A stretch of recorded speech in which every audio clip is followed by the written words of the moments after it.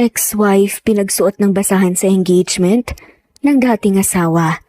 Pero hindi nila alam na kasal pa rin pala ito sa presidente. Maulan ang hapon nang magkubli si Ali sa isang lumang bookstore malapit sa university. Basahang laylayan ng kanyang bestida at mahigpit niyang hawak ang isang librong matagal na nga niyang hinahanap. Tahimik siyang nakatayo sa gilid nga nang biglang may bumangga sa kanya. Pasensya na. Agad na sabi naman ng lalaki habang iniaabot ang librong muntik nang mahulog sa kamay niya. Nagkatinginan sila. Okay lang. Mahinahong sagot nga ni Ali. Napangiti ang lalaki. Hindi ko inaasahang may makakasabay ako rito. Kadalasan ako lang ang naliligaw sa lugar na to. Siguro pareho tayong may hinahanap. Tugon nga ni Ali. Sebastian. Pakilala ng lalaki sabay abot nga ng kamay niya. Ali. Sagot naman niya at bahagyang nag-atubili bago tinanggap ang pakikipagkamay. Mula sa isang simpleng pag-uusap tungkol sa mga libro, napunta sila sa kwentuhan tungkol sa buhay, pangarap at mga bagay na bihira nilang ibinabahagi sa iba. Hindi nila namalayang gumabi na. Lumipas ang mga araw na tila masyadong mabilis. Madalas na nga silang magkita sa maliit na cafe, sa parke o minsan ay tahimik nga sa library. Hindi man marangya ang mga tagpuan, ramdam ni Ali ang kakaibang kapanatagan sa tuwing kasama niya si Sebastian. Mula noon mas naging malinaw ang namumuong damdamin sa pagitan nila. Isang hapon, inibitahan ni Sebastian si Ali sa kanilang bahay. Gusto kitang ipakilala sa pamilya ko. Sabi niya habang nasa sasakyan sila. Bahagyang kinabaan si Ali. Sigurado ka? Oo. Matatag na sagot nga ni Sebastian. Importante ka kasi sa akin, Ali, mahal kita. Pagdating pa lang nila sa malaking mansyon ng Buena Flor, ramdam na agad ni Ali ang bigat ng lugar. Pagpasok nila, agad silang sinalubong ng isang babaeng mukhang matapobre, ang tindig. So ikaw na si Ali. Malamig nga na sabi nito. Opo, ako po. Magalang na sagot naman ni Ali. Ako nga pala si Selena, ina ni Sebastian. Sabay tingin mula ulo hanggang paa sa kanya. Ma, sabi nga ni Sebastian, si Ali po. Alam ko na kung sino siya. Ang tanong, anong intensyon mo sa anak ko? Medyo masungit nga na putol ni Doña Selena. Nagulat nga si Ali. Ano pong ibig niyong sabihin? Ang pagmamahal ay hindi sapat. Singit ng isa pang boses. Lumingon sila at nakita ang isang lalaking may seryosong mukha. Dad, sabi nga ni Sebastian. Buena Flor ang apelyido namin. Marihing sabi nga ni Don Rafael. May mga responsibilidad na kaakibat yon. Hindi po ako humihingi ng anuman. Malinis po ang intensyon ko sa anak niyo. Mahal ko po si Sebastian. Mahinahon pero matatag na tugon nga ni Ali. Nagkatinginan ng mag-asawang Buena Flor. Ang kaligayahan ay panandalian lang. Ang kapangyarihan hindi. Sagot ng ama niya. Tahimik na hinawakan ni Ali nga ang kamay ni Sebastian. Kung ito po ang tingin niyo sa akin, handa po akong patunayan ng sarili ko. Sabi ni Ali at pilit pinapanatiling kalmado ang boses. Ngunit hindi nawala ang malamig na tingin ni Doña Selena. Titignan natin. Bulungan nito. Sa gabing yun habang mag-isa nga siyang nakahiga, muling bumalik nga sa isip niya ang malamig na mga mata ng pamilya ni Sebastian. Doon niya unang naramdaman na ang pagmamahal nila, hindi lang pagitan ng dalawang tao kundi laban din sa isang mundong handang humadlang sa kanila. At yun pa lamang ang simula. Makalipas ang mahigit 1 taon sa kabila ng pagtutol nga at malamig na pagtanggap ng pamilya Buena Flor, tuluyan pa rin nagkatuluyan sina Sebastian at Ali. Hindi ang grande ang kasal. Walang labis na karangyaan, ngunit puno ito ng sinseridad. Sa maliit na simbahan habang magkahawak kamay silang nangangako, ng panghabang buhay ramdam nga ni Ali ang katotohanang kahit anong balakid pa ang dumating, kakayanin nila hanggang Magkasama nga sila. Sa unang mga buwan ng kanilang pagsasama, tahimik at payapa ang buhay mag-asawa. Gumigising sila ng magkatabi, nag-aagawan sa kusina, kung sinong magtitimpla ng kape at nagtatapos ng bawat araw sa simpleng kwentuhan. Masarap pala ang ganito. Sabi nga ni Sebastian habang magkatabi silang nakahiga. Ang alin? Tanong ni Ali. Yung may uuwian, yung may naghihintay. Mahinang tumawa si Ali. Mas gusto ko to. Sagot niya sa bayakap.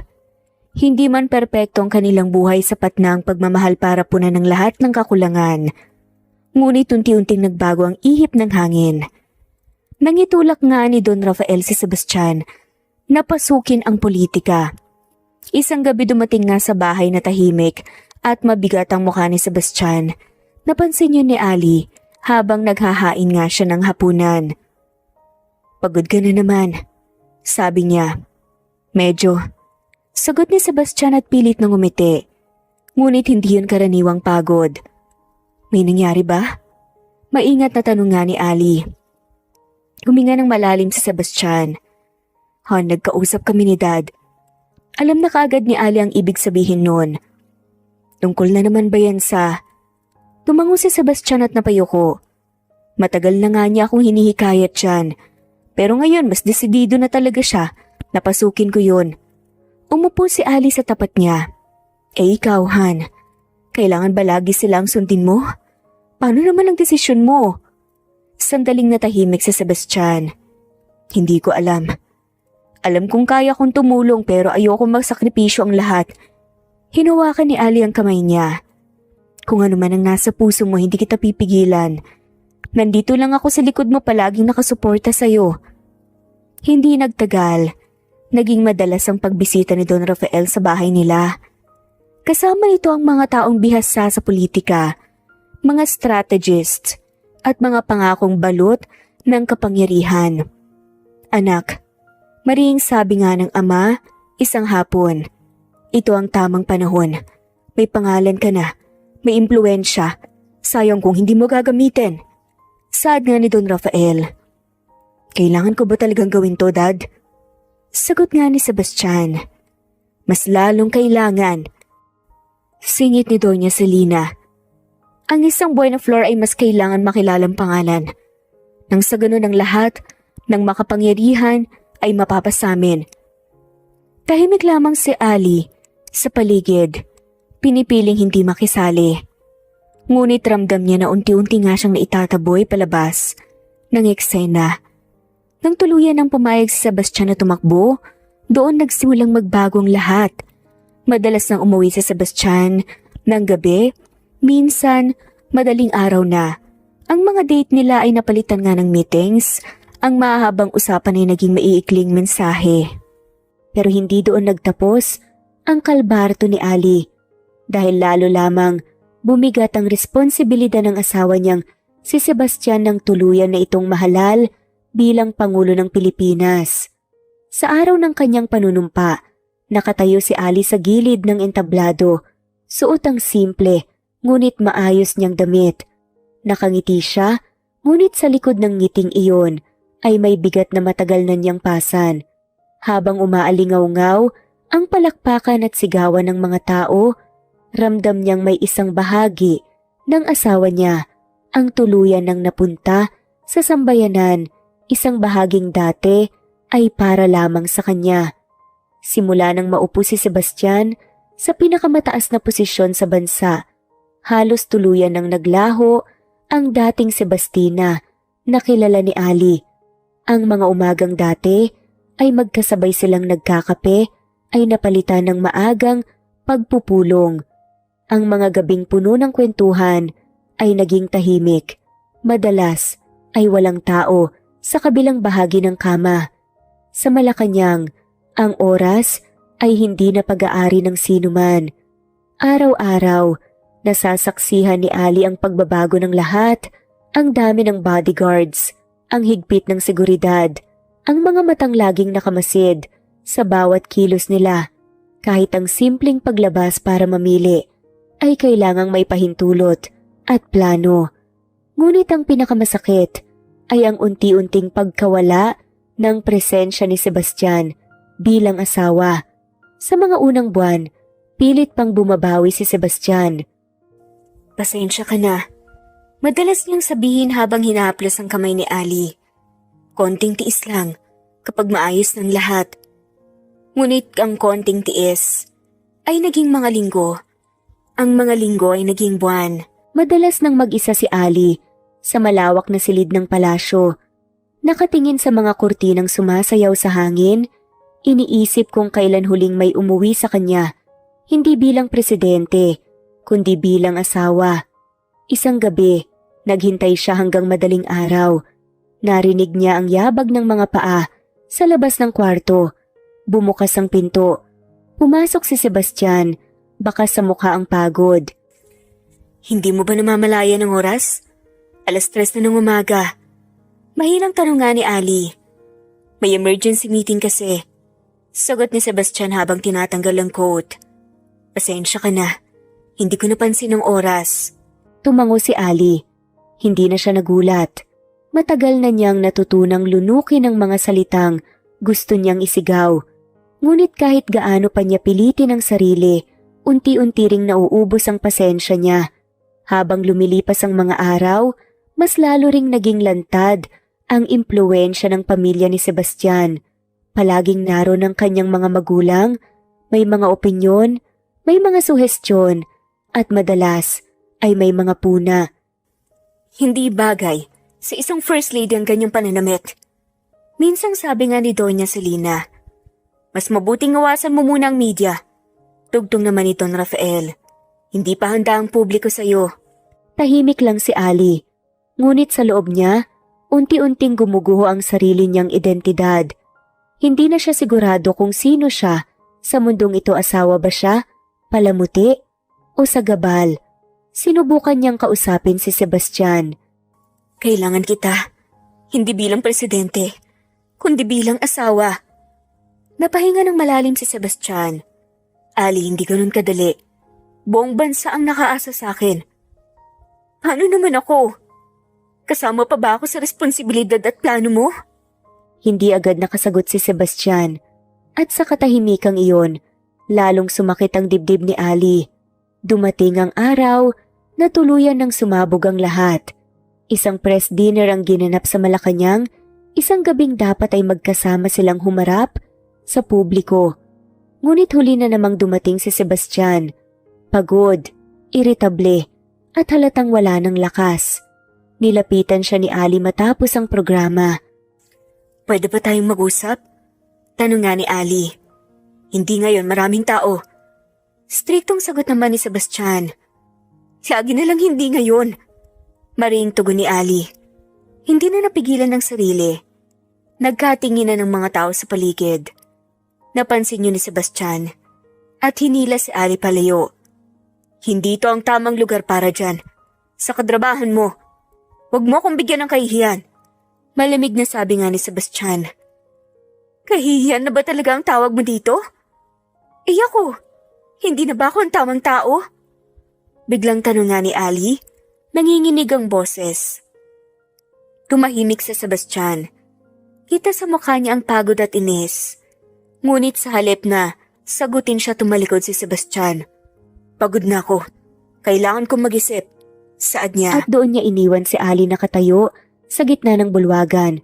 Pakiramdam ay mas nag-iisa pa siya kaysa noong wala pa silang lahat.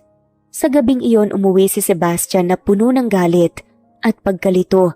Si Ali naman ay nanatiling gising, naghihintay ng paliwanag na hindi na dumating. Hindi nila alam na ang pagtatalong iyon ang unang matinding banggaan ng puso at tungkulin ng magtutulak kay Sebastian palabas ng kanilang tahanan kinabukasan.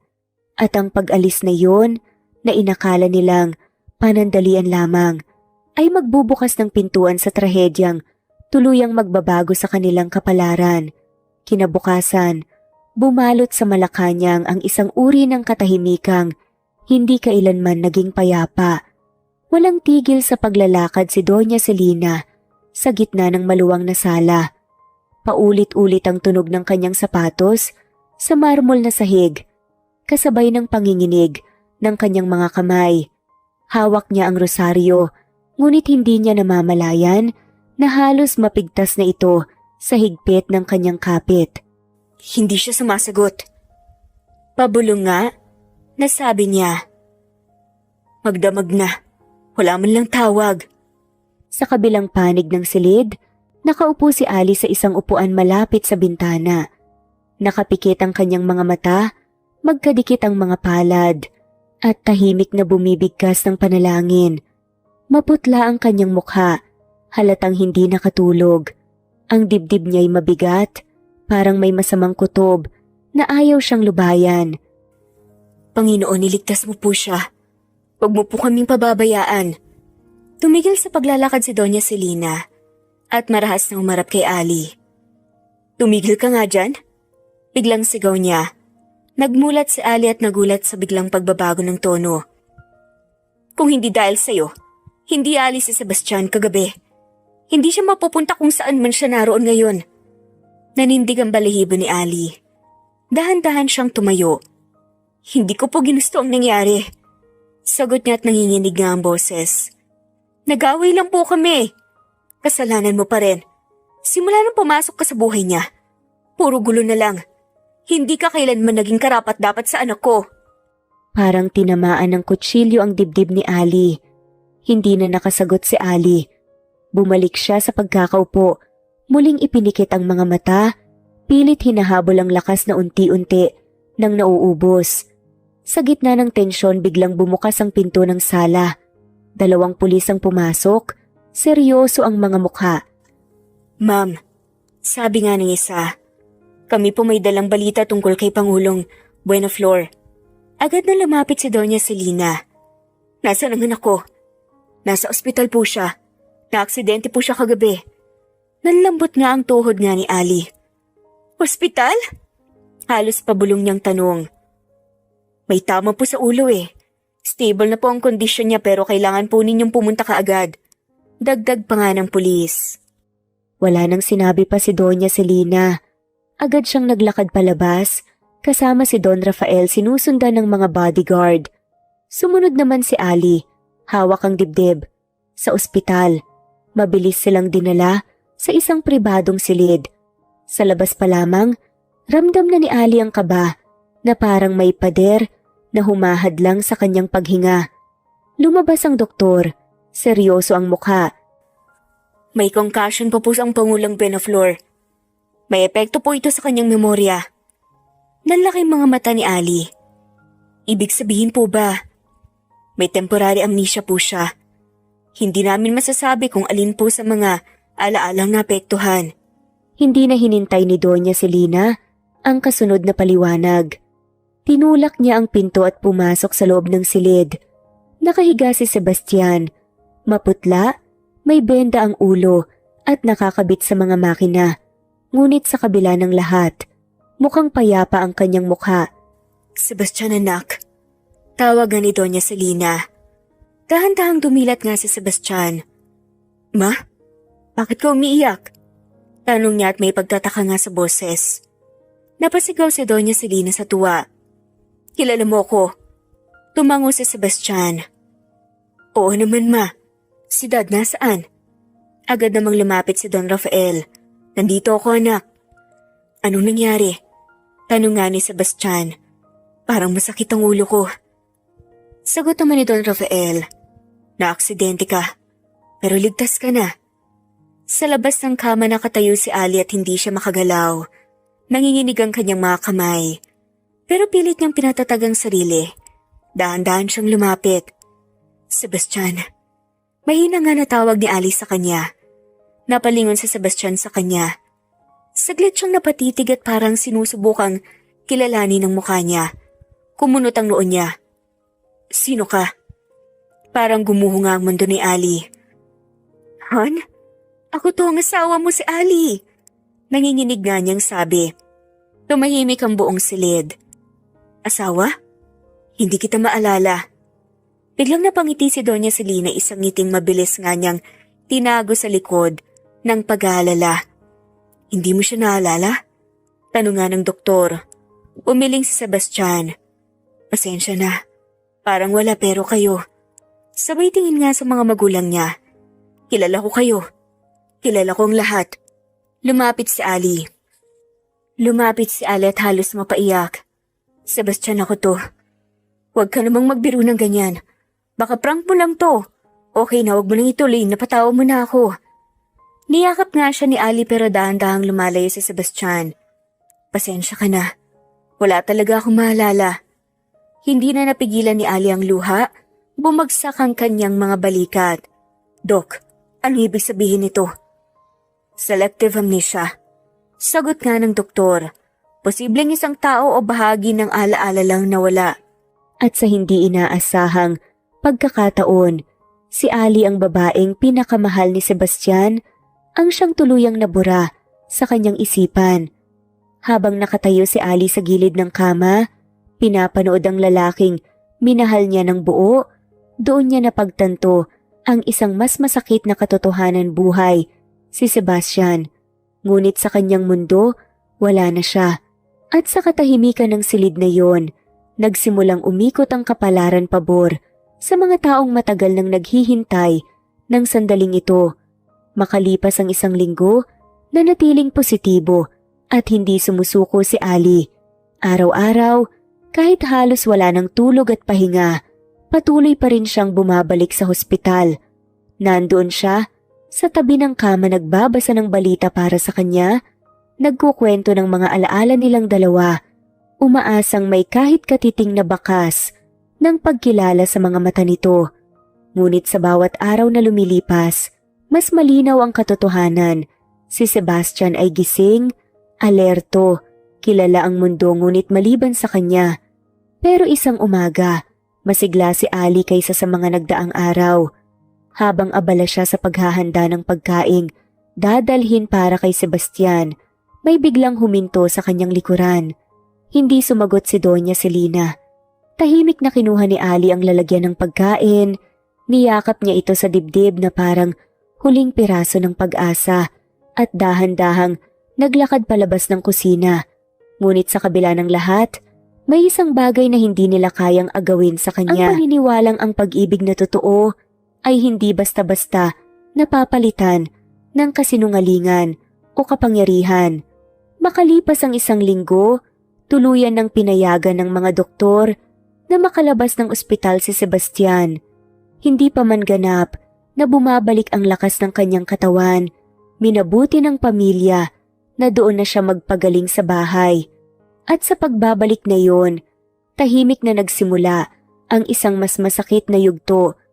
Pagpasok pa lamang ni Adrian sa kanilang kwarto, agad na kumilos si Doña Celina. Mabilis niyang hinarang ang kanyang anak bago pa man ito makalibot ang tingin. Inutusan niya ang mga kasambahay na alisin ang mga litrato sa dingding. Tinakpan ang frame ng kanilang wedding photo at inilayo ang mga gamit na maaring makapagpaalala kay Ali. Ma, bakit parang may kulang? Tanong ni Sebastian. Nadahan-dahang umupo sa kama. Pagod ka lang. Sagot ni Doña Celina at pilit na kalmado. Mas mabuting magpahinga ka na muna. Sad nga nito. Makalipas ang 1 oras, iniwan muna siya ni Doña Celina sa kwarto. Sinabihan niya itong magpahinga at huwag munang mag-isip ng kahit ano hanggang sa isang malakas na tunog ng nabasag na bagay ang umalingaw-ngaw sa loob ng silid ni Sebastian. Agad na tumakbo paakyat ng hagdan Doña Celina. Dala ang masamang kutob na kumabog sa dibdib niya. Pagbukas niya ng pinto ng kwarto, natigilan siya. Sa harap ng kama, nakaluhod si Ali. Nanginginig ang kanyang mga kamay, hawak ang laylayan ng pantalon ni Sebastian. Nakalugmok siya na parang isang batang nawalan ng tahanan. At sa ibabaw ng kama, hawak-hawak ni Sebastian ang kanyang ulo na mimilipit sa sakit. Sebastian, pakiusap. Huwag mong gawin sa akin to. Alalahanin mo mabuti. Ako ang asawa mo. Umiiyak na sabi ni Ali. Umalis ka na please. Halos pasigaw pa nga nasambit ni Sebastian. Hindi ako aalis dito hanggat hindi mo ako naalala. Biglang napasigaw si Sebastian. Tumigil ka. Hindi ko maintindihan ang mga nangyayari. Lalong sumasakit ang ulo ko. Agad na lumapit nga si Donya, Selena. Hinila niya si Ali palayo sa anak niya. Wala ka talagang kadaladalang babae ka. Sinabi ko na sa'yo umalis ka na. Sigaw nito. Hindi mo ba nakikita? Lalo mo lang pinahihirapan ang anak ko.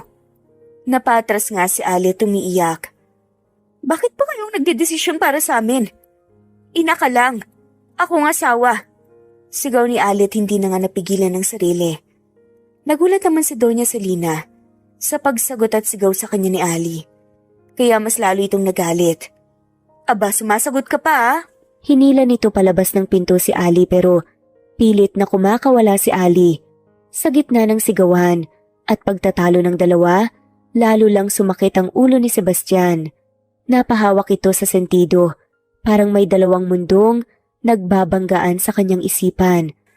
Tama na! Tumigil na kayo! Sigaw ni Sebastian hawak-hawak ang sentido niya. Natigilan ng dalawa at napatingin kay Sebastian.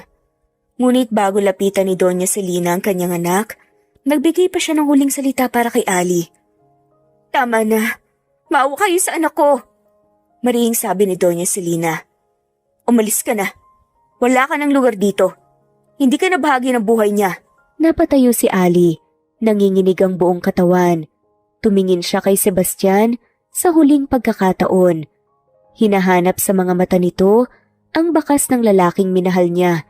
Ngunit wala siyang nakita. Isang estranghero na lamang ang nasa harap niya. Kung sakaling bumalik ang alaala mo, huwag mo sanang kakalimutan na hanapin ako. Mahal na mahal kita, Sebastian. Mahal na mahal. Naluluhang sambit ni Ali bago tuluyang umalis. Hindi sumagot si Sebastian.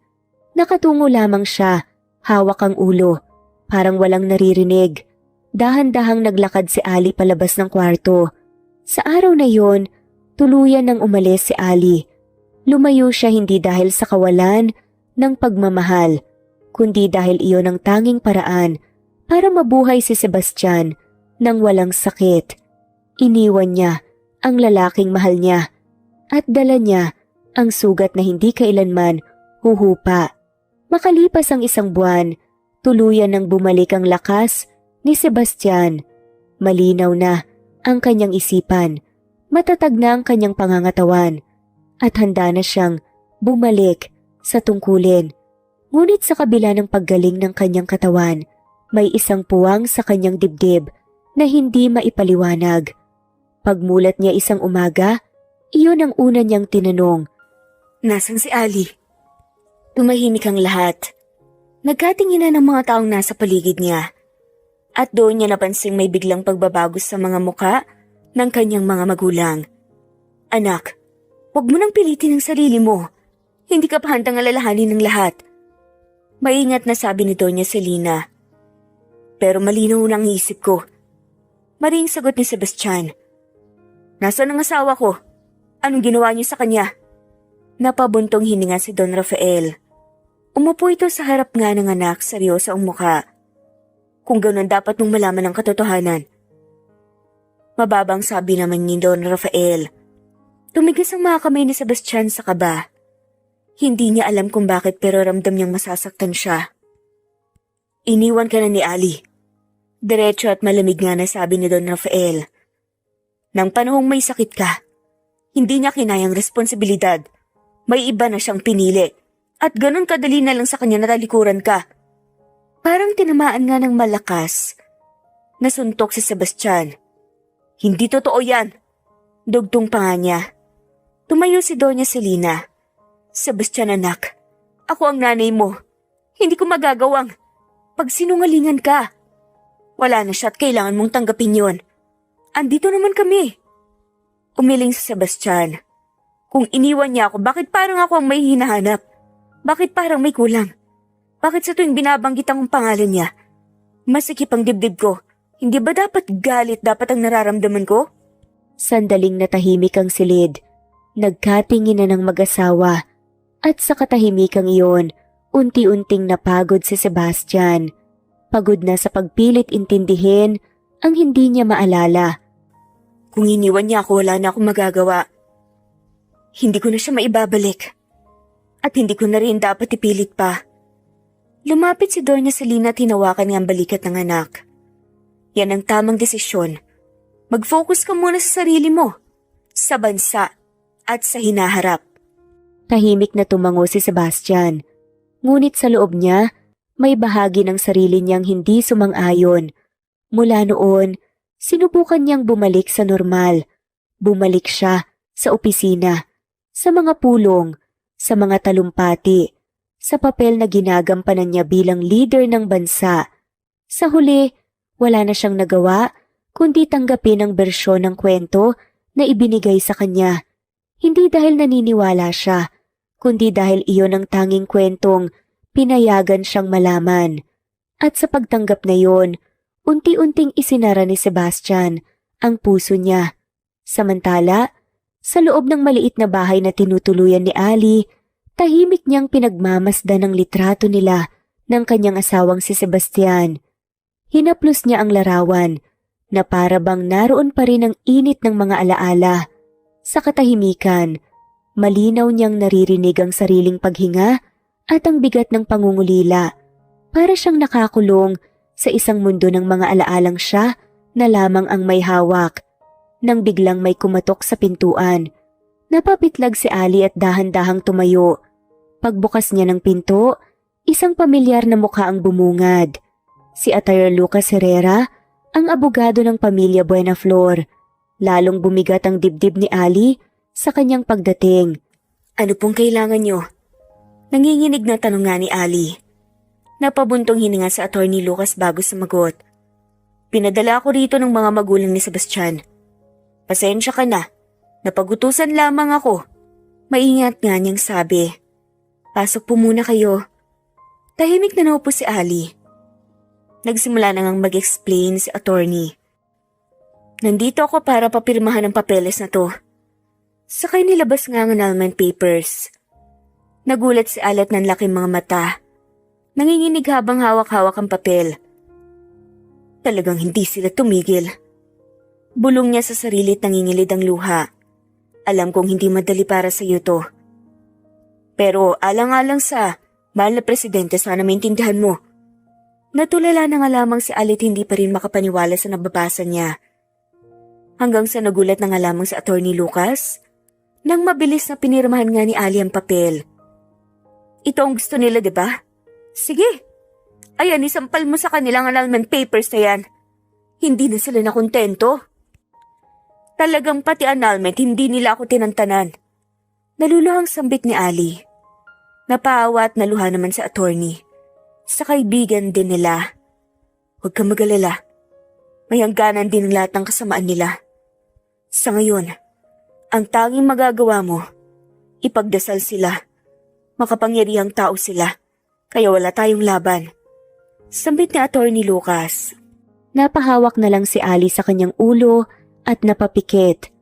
Matapos mapirmahan, ay agad din umalis si Attorney Lucas. Naramdaman ni Ali na parang huli na ang lahat. Akala niya'y wala nang masasakit pa. Ngunit sa sandaling yon, tuluyan ng gumuho ang natitirang pag-asa sa kanyang dibdib. Hindi niya alam na ang abogadong yon ang magsasalba sa kanila pagdating ng panahon. Kinagabihan, nabalot ng pormal na liwanag ang Malacanang. Mahahabang mesa, kristal na baso at piling mga panauhin lamang ang imbitado. Sa gabing iyon, hindi lamang hapunan ang kanyang inihahain. Isa itong plano at handa na siyang isakatuparan iyon. Tahimik na pumasok si Sebastian sa dining hall. Suot ang maayos na barong, ngunit bakas pa rin ang pagod sa kanyang mga mata. May bisita tayo ngayong gabi. Kaswal na sabi ni Doña Celina habang inaayos ang kubyertos. Isang matagal ng kaibigan ng pamilya. Tumango lamang si Sebastian. Hindi na siya nagtanong. Bumukas ang malalaking pinto ng dining hall. Pumasok ang isang babaeng elegante, matikas ang tindig, at halatang sanay sa mundo ng mayayaman. Kasunod niya ang kanyang mga magulang na pawang may impluwensya rin sa lipunan. Napahinto si Sebastian sa kanyang paglalakad. Nanlaki ang kanyang mga mata sa gulat. Sebastian anak, masiglang sabi ni Doña Celina. Hayaan mong ipakilala kita. Si Veronica Salazar. Ngumiti ang babae, tiniabot nga ang kamay, isang ngiting sanay mang-akit. Ikinagagalak kitang makilala, Mr. President. Sabi ni Veronica, malambing ang boses, nagatubili nga si Sebastian bago tinanggap ang kamay nito. Ganon din ako.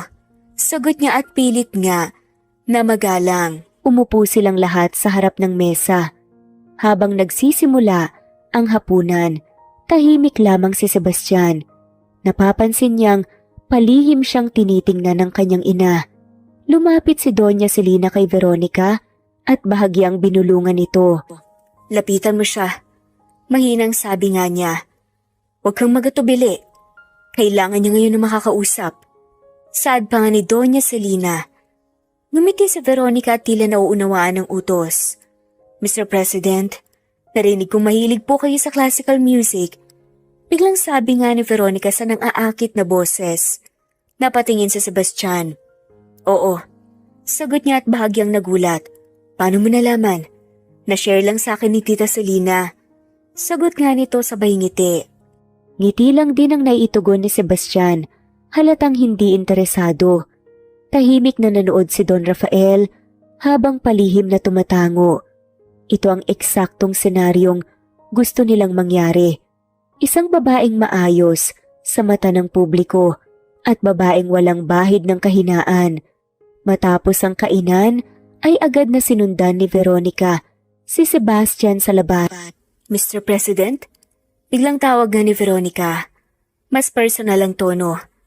Alam kong mahirap ang kalagayan mo ngayon.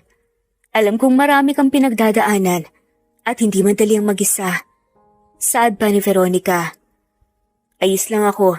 Tsaka sino ka ba para madami ka ng malalalaman tungkol sa akin? Ngayon lang tayo nagkakilala. Sagot niya at may halong prangka. I'm sorry. Hindi pa ba sapat yung pagpapakilala ko sa iyo kanina? Tumawa ng pilit si Sebastian. Sorry. Madami lang ako iniisip. Lumapit nga si Veronica at hinaplos nga ang balikat nga nito na para bang minamasahe at nangaakit. Gusto kong malaman mo na hindi ka nag-iisa, Mr. President. Pwede mo akong pagsabihan ng problema mo, nandito lang ako. Bilang kaibigan. Bilang taong handang umunawa. At sa huling salita bahagyang hinawakan nito ang kamay ni Sebastian. Napatingin si Sebastian sa kamay nilang magkadikit. Mabilis niyang binawi ang sarili. Pasensya na. Sabi nga niya. Hindi pa ako handa. Ngumiti si Veronica parang sanay na nga sa pagtanggi. Naunawaan ko. Sagot nito. Hindi naman minamadali ang mga bagay-bagay. Ang mahalaga. Okay ka lang. Pero minsan hindi mo dapat kinukulong ang sarili mo sa nakaraan. Madaming paraan para malibang mo ang sarili mo at ituon sa ibang bagay. Upang magpahangin tumahimik lang si Sebastian at doon siya tuluyang nalito. Sa kabilang banda, palihim na nakatanaw ang mga mata ni na Doña Celina at Don Rafael. At sa gabing iyon, habang pinapanood ng kanyang ina ang unti-unting paglapit ng ibang babae sa kanyang anak, unti-unti nilang naisakakatuparan ng mga plano. Kinabukasan, sa ilalim ng tirik na araw, abala si Sebastian sa gitna ng isang evacuation area kung saan personal niyang pinangunahan ang pamamahagi ng tulong. Nakatayo siya sa harap ng entablado, hawak ang mikropono, malinaw at matatag ang boses habang nagbibigay ng talumpati tungkol sa pagbangon, pag-asa at malasakit. Palakpakan ng mga tao sa bawat salita. Ngunit sa kabila ng ingay at sigawan, may isang imahe ang biglang tumagos sa kanyang paningin. Isang anyong hindi niya inaasahang makita, ngunit tila matagal nang hinahanap ng kanyang puso. Namataan niya si Ali. Tahimik na naglalakad na parang isa lamang karaniwang tao sa lugar. Napatigil siya sa pagsasalita. Napansin iyon ng mga tao sa harap niya. Mr. President, may mahinang tawag mula sa gilid ng entablado. Ngunit agad sumagot si Sebastian. Ang kanyang mga mata ay nakatuon lamang kay Ali. Sandali. Bigla niyang sabi. Iniabot ang mikropono sa isang opisyal. Hintayin niyo ko dito. Bumaba siya ng entablado. Hindi alintana ang mga nagtaka at nagbulungan. Mr. President! Sigaw ng ilang residente habang nilalapitan siya. Pwede po bang humingi ng tulong? Picture lang po, Mr. President. Dito muna kayo. Biglang napaligiran nga si Sebastian ng mga tao at hinila nga siya sa protocol officers. Pilit nga pinoprotektahan. Sandali lang po, Mr. President. Sabi nga ng mga tao. Hindi pa tapos ang programa. Lumingon si Sebastian, pabalik sa direksyong kinaroroonan ni Ali. Nakita niyang huminto ito sa gilid ng kalsada at sumakay sa dumating na jeep. Umakyat si Ali, hindi lumilingon. Sandali!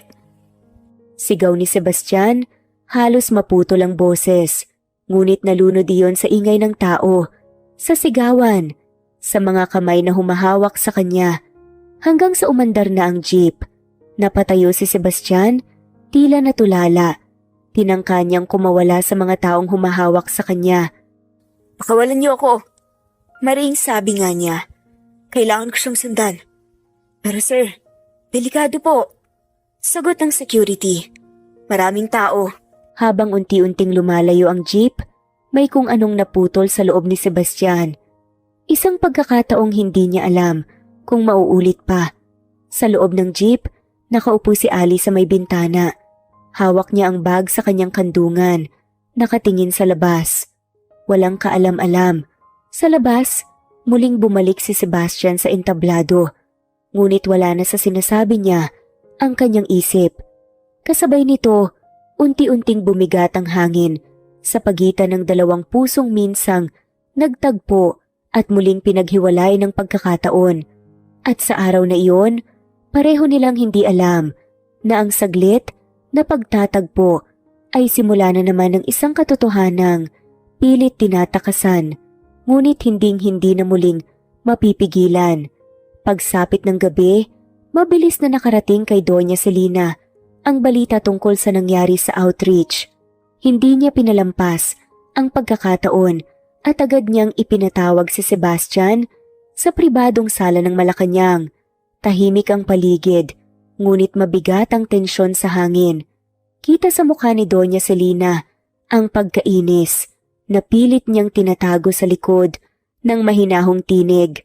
Alam niyang kailangan niyang kumilos agad. Anak, marami ka nang iniisip nitong mga naharang araw. Panimula ni Celina habang nakatayo sa tapat ng anak. Ma, I'm fine. Sagot naman ni Sebastian halatang wala sa sarili. Hindi anak, I know you're not. May mga bagay na kailangan mo nang kalimutan at mas maraming bagay na dapat mong pagtuunan ng pansin. Umiling si Sebastian at napabuntong hininga. Nakita ko siya kanina. Mahinang sabi ni Sebastian. Sayang lang at mabilis din siyang nawala sa paningin ko. Mabilis na tumugon nga si Doña Celina. Memory tricks lang yan. Normal sa pinagdaanan mo. Baka kamukha lang niya yun.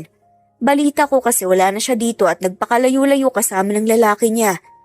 Lumapit si Doña Celina at hinawakan ng balikat nga ng anak. Anak, you are the president. Diin nga niya. Hindi ka pwedeng magpahila sa nakaraan. Lahat ng mga tao umaasa sa'yo. Bakit hindi mo bigyan ng pagkakataon ng ibang tao? Yung mas karapat dapat sa'yo. Dagdag pa nga nito.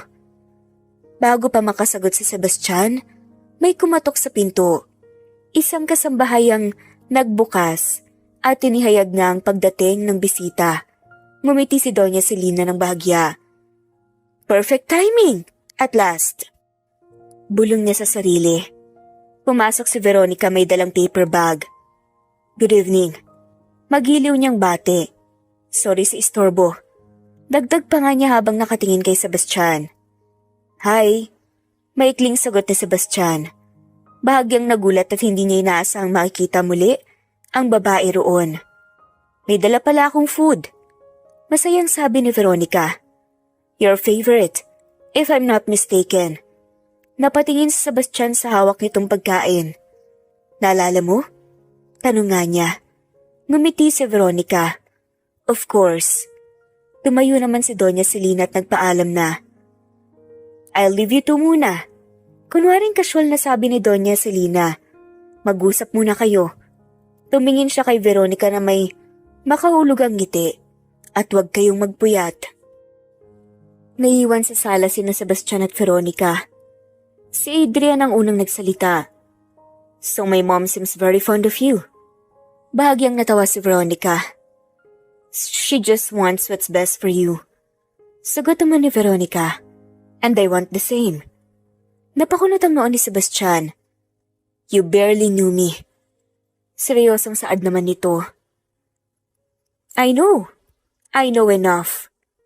Umupo si Veronica sa tapat niya at nilapag ang pagkain sa mesa. Mukhang pagod na pagod ka. Maybe you should relax. Binuksan niya ang isang bote ng juice. Hinanda ko talaga to para sa'yo. Tumingin si Sebastian sa baso. Salamat. Sabi niya habang inaabot yun. I appreciate it.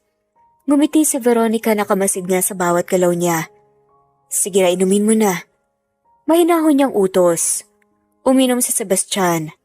Masarap siya. Sabi niya at matikman nga yun. I needed this. Good. Sagot ni Veronica at bahagyang yumuko palapit. You deserve peace. Habang lumilipas ang ilang minuto, unti-unting bumigat ang mga mata ni Sebastian. Napahawak siya sa sentido. Parang sa sobrang pagod nakakaramdam na ata siya ng antok. Hays, baka sa sobrang stress mo yan, just rest.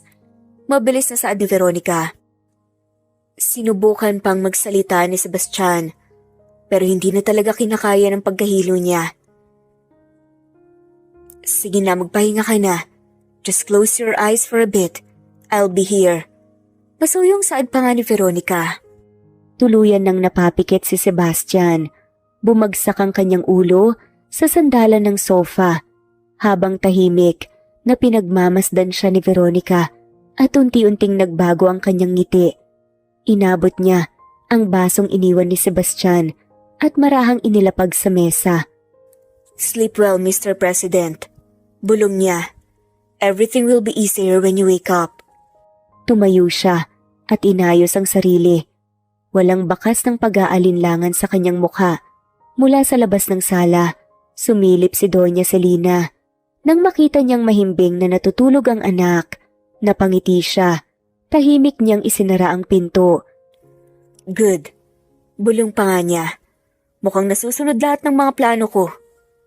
At sa gabing iyon, habang mahimbing ang tulog ni Sebastian, isang bagong bitag ang tuluyang naisara sa kanyang paligid. Isang hakbang palayo kay Ali at isang hakbang palapit sa mas malaking kapahamakan na hindi pa niya namamalayan. Makalipas ang 3 buwan, isang umaga, bigla siyang pinatawag ng kanyang ina sa isang pribadong pagpupulong sa Malacanang. Hindi iyon karaniwan, lalo na't mahigpit ang tono ng mensaheng ipinadala sa kanya. Pagpasok niya sa maliit na conference room, agad niyang napansin na hindi lamang si Doña Celina ang naroon. Nandoon din ang mga magulang ni Veronica, pati si Veronica mismo, nakaupo ng maayos at may maamong ngiti sa labi. Ma, pinatawag mo daw ako? Tanong niya habang umuupo. Ngumiti si Doña Celina, ang ngiting sanay magtago ng mga lihim. Relax, Sebastian. Sabi nga nito, this is just a family meeting. A very important one. Nagkatinginan ng mga magulang ni Veronica bago nagsalita ang ama nito. Mr. President, we just want to talk about the future. Magalang nitong wika. Especially now that there's a baby involved. Dugtong ng ina ni Veronica. Biglang nanlaki ang mga mata ni Sebastian. A baby? Pag-uulit nga niya halatang naguguluhan. Napatingin siya kay Veronica. Tahimik lamang ito bahagyang yumuko at nilagay ang kamay sa kanyang tiyan. Parang biglang naubusan nga ng hangin sa Sebastian. Veronica, tawag pa nga niya. Ngumiti ito ng mahina. I was planning to tell you pero hindi ko alam kung paano. Sabi niya sa mahinang boses. Napahawak si Sebastian sa gilid ng mesa. Ma, what is she talking about? Paano nangyari yun? Mabilis na sumingit si Doña Celina bago pa makasagot si Veronica. Sebastian, please. Mahinahon ngunit mariing sabi nito. This is not the time to act surprise. You already know about this. Napatingin si Sebastian sa ina. Gulat nga at galit nga ang nagsimulang maglaho sa kanyang muka. Hindi ko alam to. Ngunit mabilis nang umiti si Doña Celina at tumingin sa mga Salazar. Pasensya na po. Medyo overwhelmed lang ang anak ko. Marami kasi siyang iniisip. Alam niyo na, Presidente. Nagpalitan ng tingin ng mga magulang ni Veronica, ngunit hindi na nga sila nagsalita. Sa halip, ang ina ni Veronica ang nagtanong. So Mr. President, when is the wedding? Tanong nga ng ina ni Veronica. Kasal? Pagulit nga niya halos pabulong ngunit ramdam nga niya ang mahigpit na hawak nga ng ina niya sa kanyang braso. Sa ilalim ng mesa isang utos na manahimik. Soon! We are just finalizing things. Si Doña Celina ang sumagot. Tahimik na lumipas ang natitirang oras ng pagpupulong. Si Sebastian ay halos hindi na nakinig. Ang tanging naririnig niya ay ang malakas na tibok ng kanyang puso. Pakiramdam niya'y itinulak siya sa isang sitwasyong wala siyang kaalam-alam at mas lalong hindi niya ginusto nang tuluyan ng makaalis ang pamilya ni Veronica. Agad na nag-iba ang aura sa silid. Nanatili si Sebastian at Doña Celina. Magkaharap, parehong matigas ang muka. Ma, unang nagsalita si Sebastian. Nanginginig sa galit ang boses. Ano yun? Anong pinagsasasabi nilang kasal? At anong baby na yun? Hindi na niya napigilan pa ang sarili. Lower your voice. This is Malacanang. People are listening. Pero hindi umatras si Sebastian. Hindi ako tanga. Marinyang sabi. Walang ganyan. Hindi buntis si Veronica. At lalong wala akong planong magpakasal sa kanya. Nanlaki mga mata ni Doña Celina. Careful, Sebastian. You're talking about the mother of your child. Sad pa nga ni Doña Celina. Tumawa si Sebastian. Ngunit walang saya ang tunog. Mother of my child? Ma, look at me. I know when something is wrong. And this is all wrong. Tumayo siya at nagsimulang maglakad pabalik-balik. Kakakilala pa lang namin. Tapos bigla siyang mabubuntis? This doesn't make sense. I don't believe it. Tumayo si Doña Celina. Believe it or not, this is happening. And you will deal with it. For your image. For your position. Huminto si Sebastian at hinarap nga ang ina. Image? Position? So that's what this is about. Presidente ka. Sigaw nga muli ni Doña Celina. Everything you do affects the country. Hindi ka pwedeng gumawa na ikakasira mo. So you create one. You trapped me into a marriage I didn't choose. Biglang tumaas ang boses niya. Hindi ko ito papayagan. Lumapit si Doña Celina at maring hinawakan ng balikat ng anak. Wala ka nang magagawa pa, buntis na si Veronica. Malamig niyang sabi. And whether you like it or not, you will marry her. Tinitigan siya ni Sebastian, puno ng galit at pagkadismaya. Ang hindi niya alam na ang pagbubuntis na yon ay isang kasinungalingang binuo sa takot at ambisyon. Samantala, mabilis na kumalat ang balita at isa si Ali sa mga hindi nakaligtas sa bigat nito. Isang delivery envelope ang iniabot sa kanya. Maayos, maganda at halatang mamahalin ng sobre. Pagkakita pa lamang niya sa pangalan ng nagpadala, bahagyang nanlamig ang kanyang mga kamay. Buena Flor. Dahan-dahan niyang binuksan ang sobre. Sa loob ay isang invitation card makintab, puti at may gintong letra. Nakasulat doon, malinaw at walang pag-aalinlangan, ang nalalapit na engagement party ni na Mr. President Sebastian Buenaflor at Veronica Salazar. Parang biglang nawala ang tunog sa paligid. Hindi niya namalayang napaupo na lamang siya sa sahig. Hindi totoo. Mahinang bulong niya sa sarili. Bahagyang nanlambot ang kanyang katawan. Pinilit niyang huminga ng malalim, ngunit tila ayaw makisama ng kanyang dibdib. Ngunit hindi pa roon, nagtatapos ang sorpresa. Kasabay ng sobre ay isang malaking kahon na binalot ng puting papel. Ilang segundo siyang nakatitig sa kahon at sa sandaling iyon, tuluyan ng bumagsak ang kanyang mundo. Sa loob ng kahon ay isang bestida, ngunit hindi ito ang karaniwang bestidang isusuot sa isang engrandeng pagtitipon. Ito'y mapusyaw ang kulay, magaspang ang tela at tila minadaling tahiin. Kung titigan ng mabuti, mas mukha itong basahan kaysa damit. Isang tahimik ngunit malinaw na pang-iinsulto. Napaupo muli si Ali, nanginginig ang mga kamay habang hinahawakan ng tela. Napahigpit ang hawak ni Ali sa damit at sa invitation card. Parang gusto niyang punitin ang mga iyon, parang gusto niyang sumigaw, ngunit ang tanging lumabas ay mga luha. Ganito na lang ba ako? Pabulong niyang tanong sa sarili. Ganito ba kababang tingin niyo sa akin? Ang boses niya ay halos hindi marinig, ngunit ang sakit ay napakalakas. Sa kabila ng lahat, may bahagi sa kanyang puso na umaasa pa rin. Tahimik siyang umiyak hanggang sa mapagod. Pinunasan ng mga luha. At sa gitna ng sakit, may unti-unting tumitibay sa loob niya. Isang determinasyong hindi na siya muling yuyuko kahit pa ang kalaban ay ang pamilyang minsan niyang itinuring na sarili na rin niyang pamilya. Ang gabi ng engagement party ay dumating na parang isang hatol na matagal nang hinihintay ni Ali. Para sa kanya, ito na ang huling kabanata. Isang gabi para tuluyan ng magpaalam sa lahat ng alaala nila ni Sebastian. Tahimik siyang naglakad, tuwid ang likod, kahit nanginginig ang mga kamay. Sa bawat hakbang niya, pilit niyang inuulit sa sarili na matatapos din ang gabing ito. At pagkatapos, wala na siyang babalikan hanggang sa natanaw siya ni Doña Celina.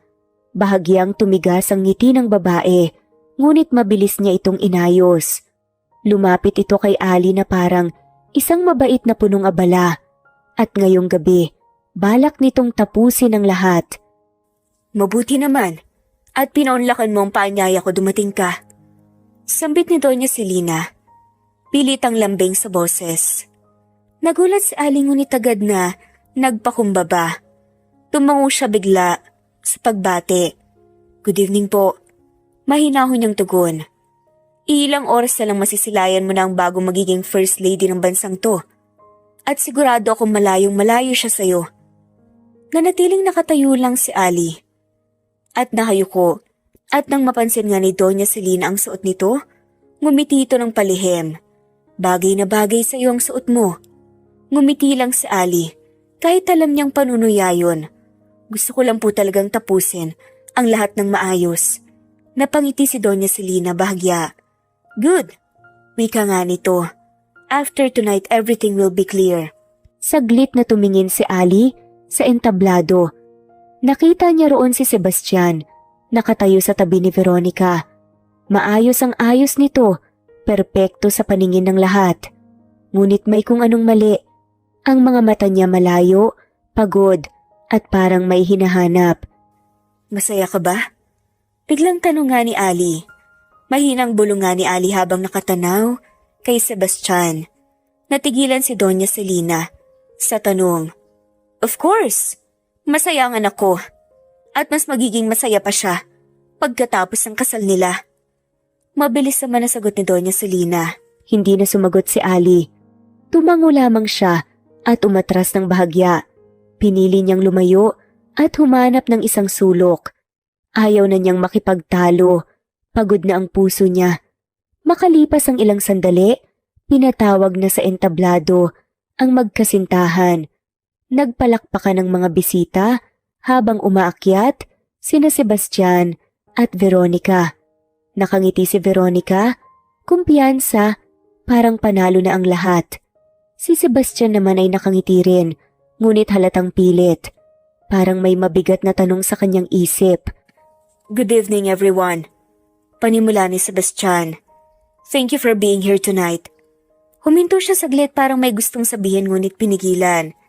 This night marks a new chapter. A chapter of commitment.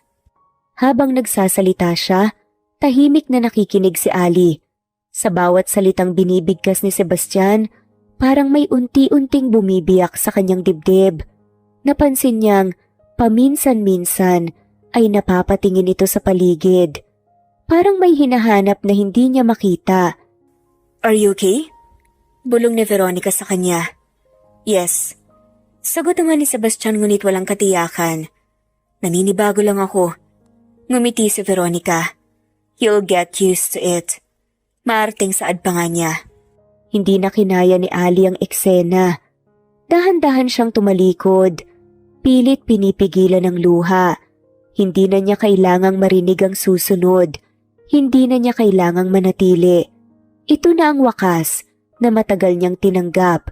Ngunit bago pa siya tuluyang makalayo, may isang boses ang tumawag sa kanya.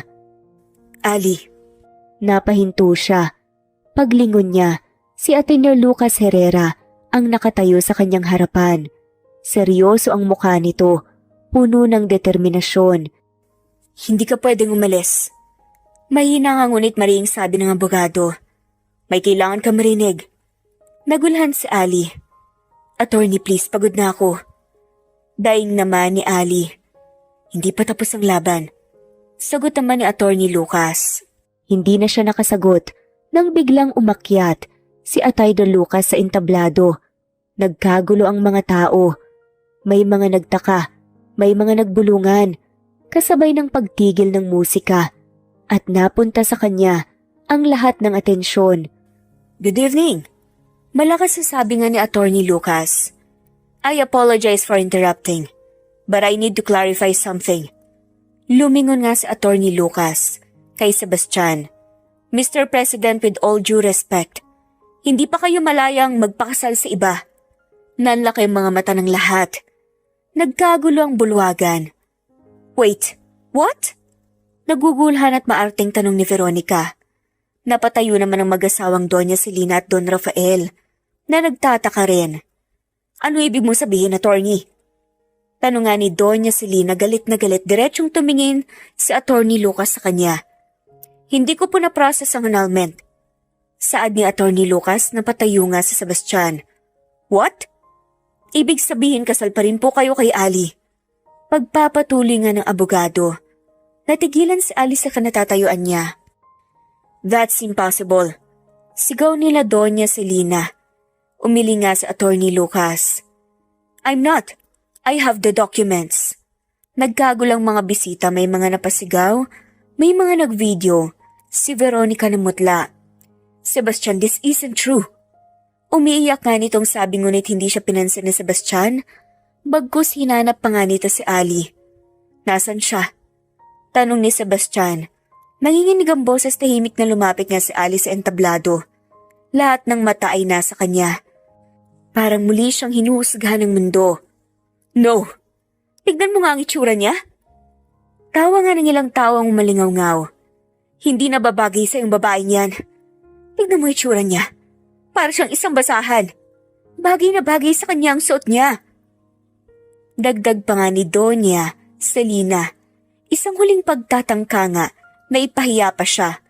Ngunit bago pa siya tuluyang masaktan lumapit si Sebastian. Enough.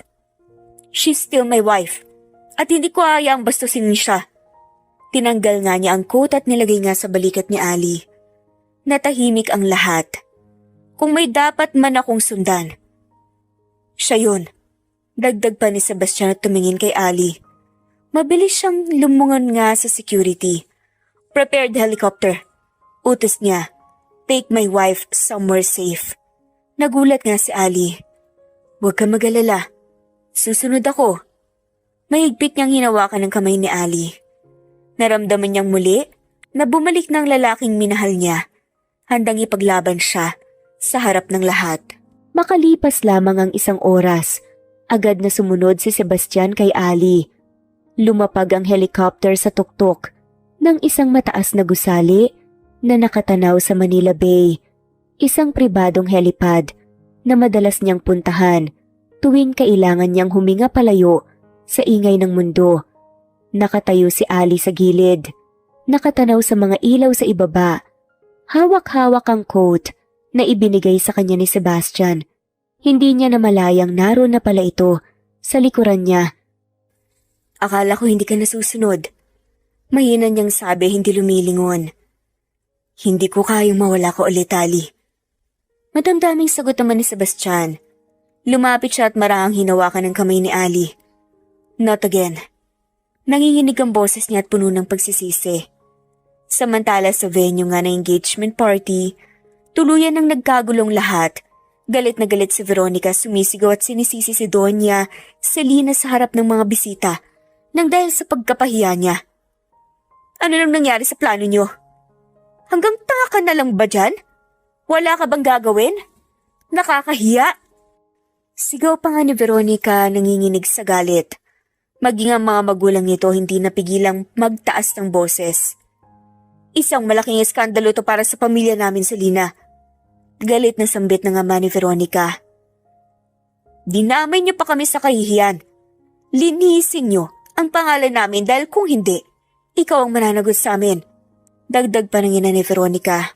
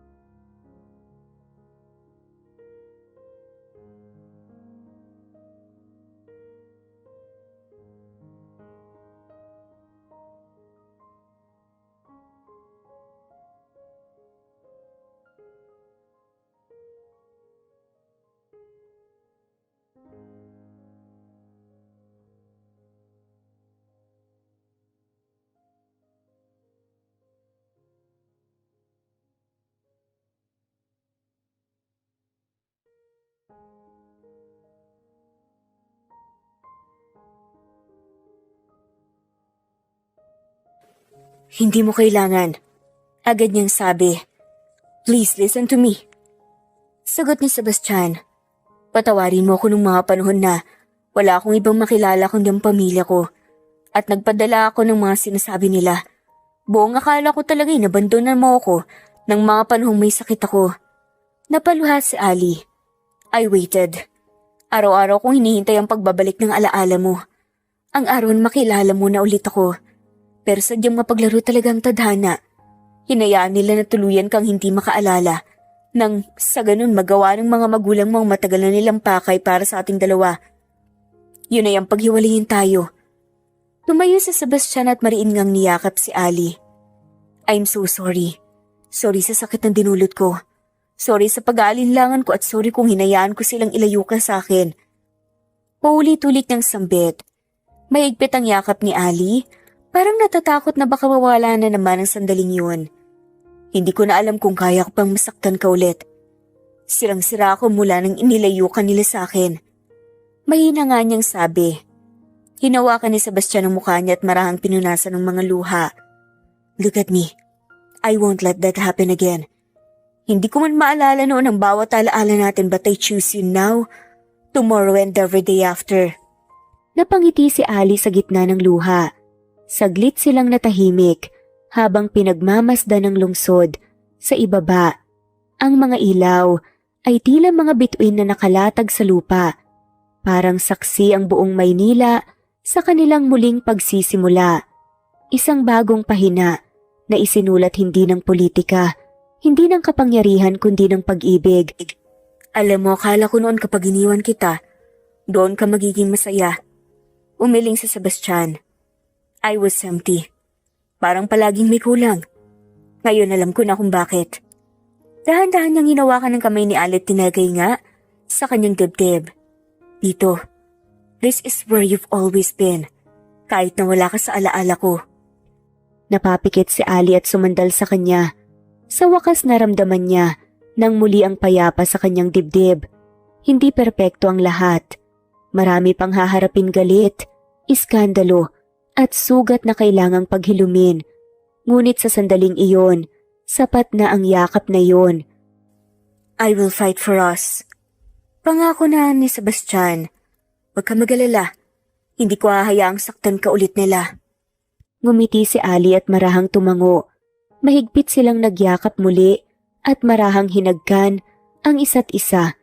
Puno ng pagkasabik at pagmamahal, habang ang hangin sa tuktok ng gusali ay tila nagdadala ng bagong simula. Sa ibaba, patuloy ang gulo. Ngunit sa itaas, dalawang pusong minsang pinaghiwalay ng kasinungalingan ay muling nagtagpo at sa pagkakataong iyon, pinili nilang hindi na muling maghiwalay. Matapos ang gabing iyon, muling nagkaharap sina Sebastian at ang kanyang mga magulang sa loob ng Malacanang, puno ng galit, pagkabigo at mga salitang matagal ng kinikimkim. Nakatayo si Doña Celina, halatang nanginginig sa galit, habang si Don Rafael ay tahimik, ngunit madilim ang mukha. Sa gabing iyon, hindi na siya ang lalaking pinipilit nilang kontrolin.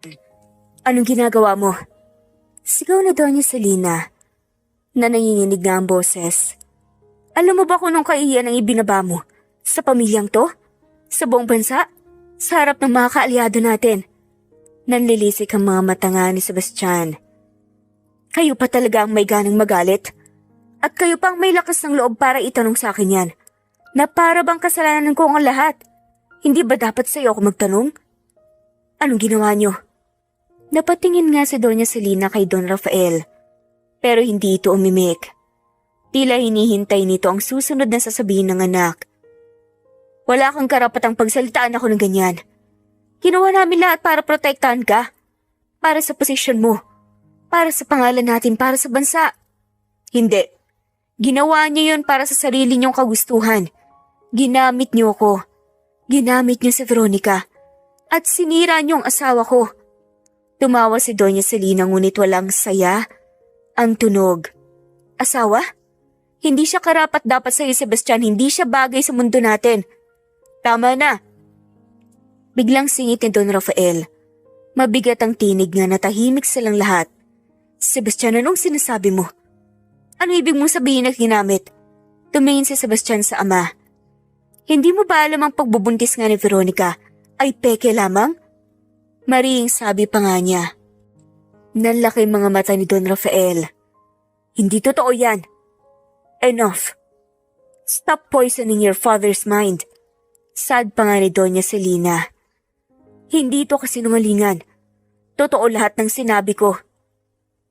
Alam ko na ang lahat, si Veronica at si Mama ang nagplano nito, pati ang pampatulog na pinainom sa akin at planado upang makatulog ako at maisip ko na totoong may nangyari sa amin. At ang fake pregnancy para pilitin akong magpakasal. Napaatras si Doña Celina. Walang katotohanan yan. Sinusubukan mo lang kami siraan. Para sa babaeng yon, para kay Ali. Tahimik si Don Rafael at nakatungo. Parang unti-unting bumibigat ang kanyang balikat. Celina, tell me the truth. Ginawa mo ba yon? Tanong nga ni Don Rafael. Hindi makatingin si Doña Celina. Ginawa ko lang ang kailangan. Mahina niyang sabit defensive. Para sa anak natin. Para hindi siya masira para manatili siyang presidente. Napapikit si Don Rafael. Isang mabigat na buntong hininga ang kumawala sa kanya. Lumapit si Sebastian sa gitna ng silid. I'm done. Maring sabi niya. Hindi niyo na ako ngayon kayang kontrolin pa. Lalabas ako sa harap ng media at sasabihin ko ang buong katotohanan. Nanlaki mga mata ni Doña Celina. Hindi mo pwedeng gawin yan. Masisira ka. Masisira tayo, mawawalang lahat. I don't care. I will face it. Mas pipiliin ko masira ang image ko kesa naman kami ng asawa ko tuluyang masira ulit. Matatag na sagot na nga ni Sebastian. Tumalikod siya at naglakad palabas ng silid. Hindi na siya lumingon. Iniwan niya ang takot at pinili niya ang tama. Tahimik na bumagsak si Doña Celina sa sahig, umiiyak. Sa kabilang banda, kinuha ni Don Rafael ang kanyang coat. Hindi siya tumingin sa asawa. Hindi siya nagsalita.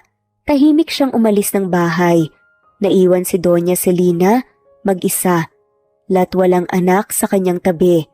Sa gabing iyon, huli na ang lahat para sa mga planong minsang inakala niyang tama dahil ang katotohanang pilit niyang itinago ang siya ring tuluyang sumira sa kanya. Makalipas ang mahigit 2 taon, tahimik at payapa na ang takbo ng buhay ni na Sebastian at Ali. Malayo na sila sa magagarbong bulwagan, sa maiingay na intriga at sa mundong minsang sumubok durugin ang kanilang pagsasama. Pinili nilang mamuhay ng simple isang tahanang puno ng tawa, pag-unawa at mga alaala na sila mismo ang bumuo. Hindi perpekto ang bawat araw, ngunit totoo at iyon ang pinakamahalaga sa lahat. Nanatiling matatag ang imahe ni Sebastian bilang presidente sa mata ng publiko. Sa kabila ng iskandalong minsang idinikit sa kanyang pangalan, pinili niyang harapin ang lahat ng may katapatan.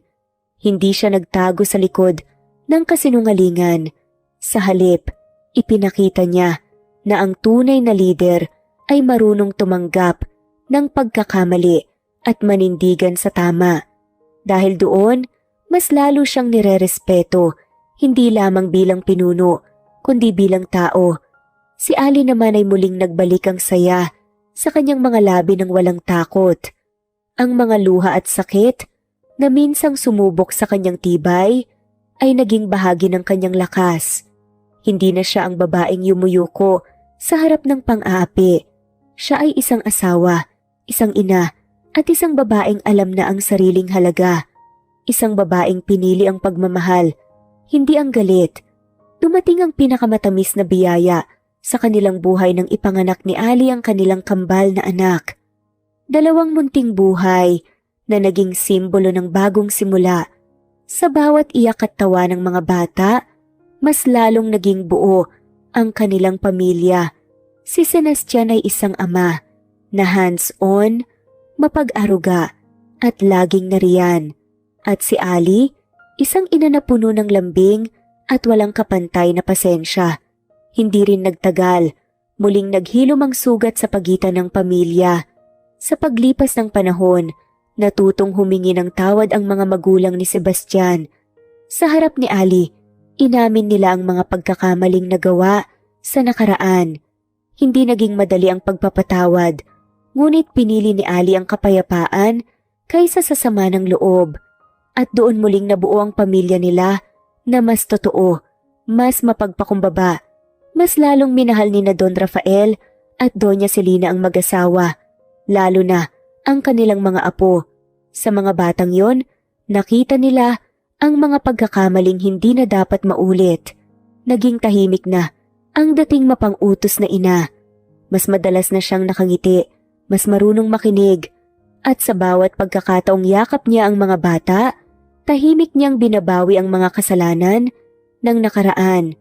Ang kanilang kwento ay hindi kwento ng perpektong pag-ibig. Ito ay kwento ng mga pagkakamali, pananakit, at mga laban na muntik nang sumira sa lahat. Ngunit higit sa lahat, ito ay kwento ng pagpiling manindigan sa katotohanan, pagpiling ipaglaban ang taong mahal mo at pagpiling magpatawad kahit hindi ganun kadali. Ang tunay na pagmamahal ay hindi nasusukat sa kapangyarihan, yaman o impluensya. Ito ay nasusubok sa gitna ng kasinungalingan, intriga at pagsubok ng panahon. Kapag ang pag-ibig ay itinayo sa katotohanan at respeto, kahit gaano ito yurakan, muli at muli itong babangon. At sa huli, ang katotohanan pa rin ang magpapalaya sa puso, sa pamilya, at sa buhay na matagal nang naghihintay ng kaligayahan. At dito na nga po nagtatapos ang kwentong pagmamahalan ni Sebastian at Ali. Maraming salamat po sa lahat ng mga walang sawang sumusubaybay at shout out po sa mga sumusunod.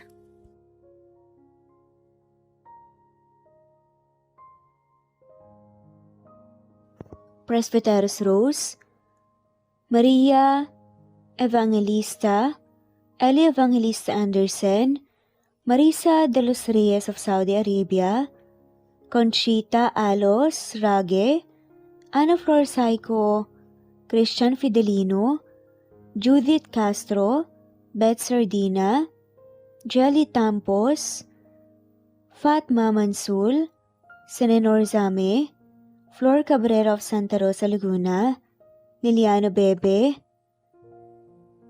Ostonalito Elvi Candontol, Ellie, Romana Gorospe, Marilyn Sasaki of Japan, Flordet, Elizabeth Tena, Rad TV of Hong Kong, Jean the Best of UK, Nizar Sams, Annie Hoson, Ellie Bitasolo, Marilyn San Jose, Imelda Fortes of Calamba City, Violeta Irgarin of Kamsur, Flordet, Jessica Vargas, Jingjing, Rosa Franca Abelian of Cebu, Wendy Goth of Japan, Teresita Schmid, Theodora Gamit, Rebecca Tezuka of Japan, Nori, Baylin, Margie Angon of Maragondon, Batang Ibunan, Marilu Gulmatico,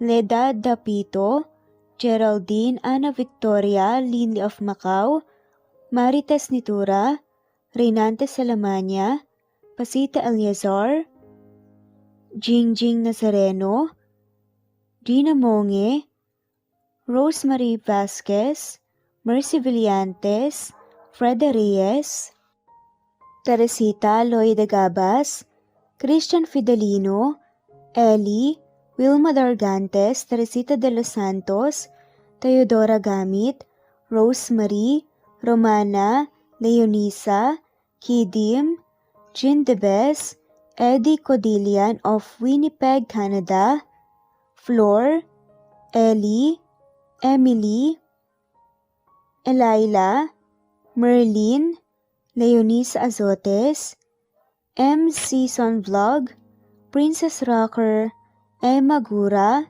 Flora Pasita Eliazar of Ontario, Canada, Eli Bitasol of Milan, Italy, Carmencita Falcon, Rayland Pudadera, Marilu Gulmatico, Imelda, Liliano, Senen, Fatma Mansul, Teodora Gamit, Mercy, Evangeline Zamora, Chabidal, Kinciano Obas, Charlene Cartilla, Sofia Moore, Dumlao of Santiago City, Andrea Taga, Teodoro Rolyuki,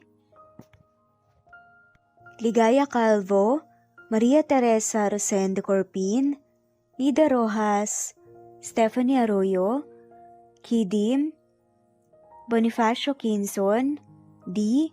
Naitan Canada, Erlenda Heronda of Matanao, Davao del Sur, Leonila Perea of Concepcion Night, Cavite, Elsa Opiane, Presbyteros, Fenovares, Ederlina Albiso, Lorna Ayman, Rosemary Vasquez, Leonisa Azotes, Irish de la Peña, Marilyn San Jose, Eli Bitasolo, Senen, Catherine Lacinario, Ronilio, Marisa de los Reyes, Eddie Codillian of Canada, Jean De Bes of UK, Teresita, Rebecca Tezuka of Kawasaki, Flora Fest Parung of Batangas City, Ruby Corazon Riera, Elvi Candontol, Nathan, Canada, Wilma Dargantes, Annie Hoson,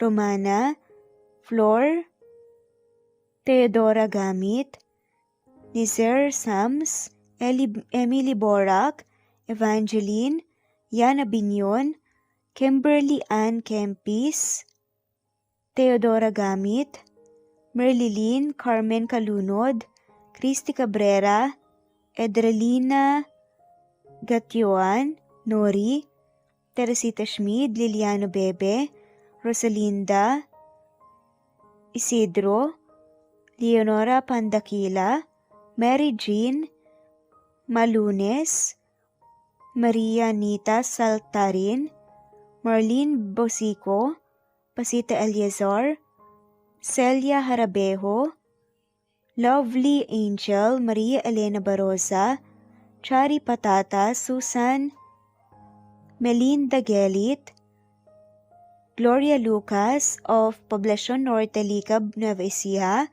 Francis Pilapil from Binganonan, Rizal, Ruby Corazon, Chabidal, Mary Joy Sabaresa, Lebuna Arnel, Angie, Reder, Kinciano Ebas, Lucia Baldo, Ara Adhani, Yamasuka, Evangeline Bautista, Mary Joy, Rodrigo Valerio of Balanga City, Bataan, Rosal, Rosalie, Ana Flor Saico, Carlo Gayorgor, Jelly Tampos, Rosemary Vasquez Presbyteros Rose, Eli Evangelista Anderson, Fe Navares, Ostonalito Catherine, Ara Adhani, Jean De Bes of UK, Lily Sales, Rose Mebukadon of Saudi Arabia, Ellie, Liliano Bebe of Italy, Lily, Loida Gabas, Ellen Cervantes of Malolo City, Bulacan, Evangeline Zamora, Jennifer Odias of Claveria, Miss Oriental, Nori, Annalyn Divina Gracia, Merlilyn Linley, Nora Balias of Siargao Island, Meding, Elvi Candontol, Wilma Dargantes, Helen Murillo, Ara Adhani, Carmencita Falcon, Ederlina Albiso, Florence De Leon, Rebecca Tezuka, Annie Hoson, Matea Ejes, Nancy Navarra, Teresita Schmid, Mercedita San Jose of Antipolo City, Princess Rocker, Marilu Gulmatico, Ana Victoria, Imelda Fortes of Calamba City, Jan Lulete, Batang Ibunan, Pinay, Elsa Kimura, Fatima, Eli Ramirez of Caloocan, Liliano, Saida, Flordet, Helen Murillo, Jelly Tampos, Senen Orzame, Elaila, Leonisa Azotes of Bacolod City, Pasita Eliazar, Romana Gorospe, Flor Cabrera of Laguna, Carmencita Falcon, Ronilio, Conchita Alcos, Rosemary Vasquez, Eli Bitasolo of Milan, Italy, Marilyn San Jose, Fe Navares, Annie Hoson, Evangeline Zamora, Imelda Taay, Charlene Cartilia, Julieta Hermosura, Elvi Candontol, Teresita Schmid, Marilyn Sasaki, Christina, Jessica Vargas, Christian Fidelino, Marie Cristal Hilario, Elsa Opiane, Princess Rocker of Riyadh, KSA, Marisa de los Reyes, Merlilyn, Juliet Panlilio, Daisy Blaza, Susan of France, Mercy Villantes, Renalyn Obenza, Wilma Dargantes, Not Green Fox, Carmelita Mendoza, Marilyn Babula, Berry, Liliano Bebe, Presbyteros Rose, Medel Talon, Jane, Lani Pardillo, Marlene Kayanan, Leonisa Azotes, D. Marie Ramos, Araceli Lilio Saria, Miras Channel, Raquel Epe, Gina Tutor, Jane, Hartley, Sunshine Sotalbo, Maricel Cabigon, Merlin Baroza, Gina Marayo, Merlin Rodel Obejero, Hans, Cecilia Comoda, Taha ni Vlog, Merlin, Kuya Atok, Maria Merly Brogada, Marilu Cabantac, Filipina, Eileen, Mercedita San Jose, Lovina Galang, Lilian, Teresita de Jesus, Monina Aviles, Yula Pedrona, Romana Gorospe, Rosemary Vasquez, Marley Lazaraga, Leonisa Azotes, Jocelyn Tancinco, Estelita Mahia, Ding Lege,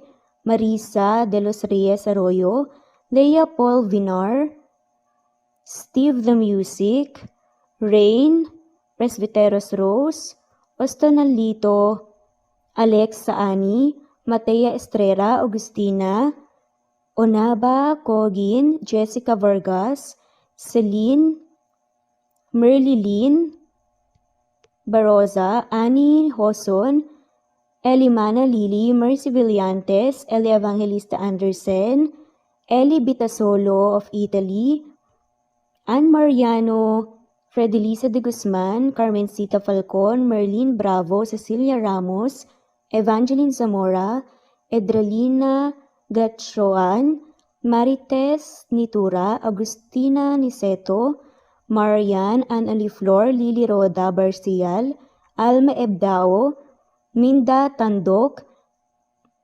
Flores, Melinda Sano, Thelma Mora, Juliet Panlilio, Edna, Elvie, Delia, Fenavares, Sally Lariano, London Villas, Danica Selga, Lani Pardillo, Teresita Schmid, Charlie, Nora Bell Evans, Roger, Lloyd Dasalon, Bella, Nelly Ortiz, Mary Rose Carillo Jesusa, Enday Samante, Enday Lebra, Yolanda Tejida, Honey Villasenor, Tessie, Marichan, Ann Mariano, Wilma Guzman, Gabrielio, Liu, Maria Rica Natividad, Melanie Juan, Anita Hernando, Teresita Arevalo, Raquel Magno, Carmencita Falcon, Flordet, Nat Green Fax, Luz Templo Nuevo, Teresita Schmid, Flor Cabrera, Virginia Salazar, Luz Templo Nuevo, Leia, Madeline Tagle, Wilma Villafuerte, Isaac Ablon, Menchita de Belen, Federico, Mercy Edrosolo, Fe, Adamson Machas, Quinshano Ebas, Eli Ramirez Elizabeth Gilas, Harem Ruhi, Julius Edna Romero, Charlie Angelina Samia, Emma Gadiano, Rosemary Vasquez, Lisa, Estelita Mahia, Elvi Candontol, Corazon Danke of University of Eastern Philippines University,